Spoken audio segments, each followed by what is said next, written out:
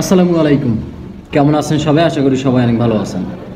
অবশেষে আরেকটা সবথেকে বড় নিউজ হচ্ছে, যেটা আমি কিন্তু প্রথম থেকে আপনাদেরকে বলতেছি, যারা ২ নাম্বারি করে ভুয়া মুক্তিযুদ্ধ সনদ সংগ্রহ করে তারপর হচ্ছে এতদিন যাবত যারা ভাতা সংগ্রহ করতেন তাদের বিরুদ্ধে কিন্তু কঠিন অ্যাকশন নেওয়া হবে।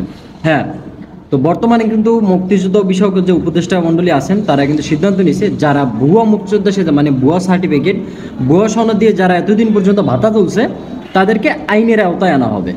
এটা কিন্তু অনেক আগে থেকেই আমি বলতেছি, এমনটা হবে, এটা জানতাম হবে।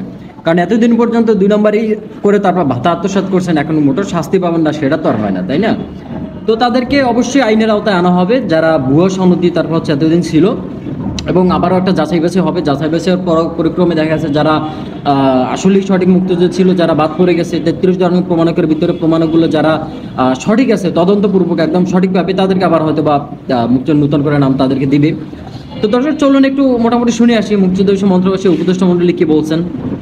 মুক্তিযুদ্ধ বিষয়ক মন্ত্রণালয় উপদেষ্টা ফারুকী আজম বলেছেন, মুক্তিযুদ্ধে অংশ না নিয়েও সনদ নিয়ে যারা মুক্তিযোদ্ধা সেজেছেন তাদের আইনের আওতায় এনে শাস্তি দেওয়া হবে।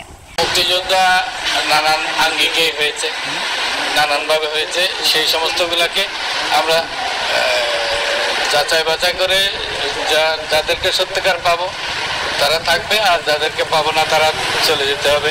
এবং প্রতারণার দায়ে তাদের অনেককে আমরা রাষ্ট্রের সাথে প্রতারণার জন্য তাদেরকে শাস্তি পেতে হবে। তো যাই হোক, মেইন কথা হচ্ছে কি আসলে আমরা এখন কি করতে পারি। হ্যাঁ, আসলে আমি কতটা সৎ সেটা কিন্তু আমার মন জানে, আর আপনিই জানেন, আমি নিজেই জানি। ঠিক আছে, আপনি কি ভাতা পাইতেন বা কোন সনদ দিয়ে আপনি ভাতা পাইতেন, কোন প্রমাণকের ভিত্তিতে ভাতা পাইতেন, সেটা ২ নম্বরই নাকি আসলে সত্যিটা দিয়ে, সেটা কিন্তু আপনি ভালো জানেন। ওকে, সো তাদের উদ্দেশ্যে কি বলবো? তাদের উদ্দেশ্যে বলবো, যা নিছেন এখন একটু দেখেন সরকার কি করে, বর্তমান সরকার। তো যাই হোক, আপনি যদি ভালো প্রমাণ দিতে পারেন তাহলে তো আপনি বাঁচিয়ে গেলেন, আর যদি না দিতে পারেন তাহলে তো আপনি শেষ। হ্যাঁ, আর একটা বড় কথা হচ্ছে অনেকে বলতেছেন যে আসলে যারা ভাতা পাইতেছেন তারা কি করবেন। তো দেখেন, ভাতা যারা পাইতেছেন তাদের ভাতা চলমান অবশ্যই থাকবে, বাট তাদেরকে আবার যাচাই বাছাই করা হবে। যদি সঠিক পায় তাহলে অবশ্যই তাদের ভাতা চলমান থাকবে, আর যদি না পায় তাহলে তো আপনাদের ভাতাটা আবার কাটবে এবং আবার আপনাদেরকে এইভাবে ভাতা হোল্ডে রাখবে। দেন হচ্ছে আবার সেই প্রমাণগুলোকে দিতে হবে, যার যেরকম প্রমাণ আছে সেগুলো আপনারা নিয়ে সংগ্রহ করা শুরু করে দেন, সাক্ষীটাকে সব কিছু রেডি রাখেন, ইনশাল্লাহ আপনাদেরকে ডাকা হবে। ঠিক আছে, অবশ্যই ডাকবে, কারণ যাচাই বাছাইয়ের একটা পর্যায়ে এখন পর্যন্ত হাত দেয় নাই, তো দিলেই মনে করেন যে শুরু হয়ে যাবে চাঙ্গা। ঠিক আছে, তো যাই হোক, ভালো থাকবেন, সুস্থ থাকবেন, আর অবশ্যই চ্যানেলটা সাবস্ক্রাইব করে দিন এভাবে ভালো ভালো খবর পাওয়ার জন্য। আর যারা নতুন আছেন অবশ্যই আমার সাথে থাকার জন্য ভিডিওতে লাইক কমেন্ট শেয়ার করে দেবেন, আপনার মতামত অবশ্যই কমেন্টে জানাবেন। আল্লাহ হাফেজ।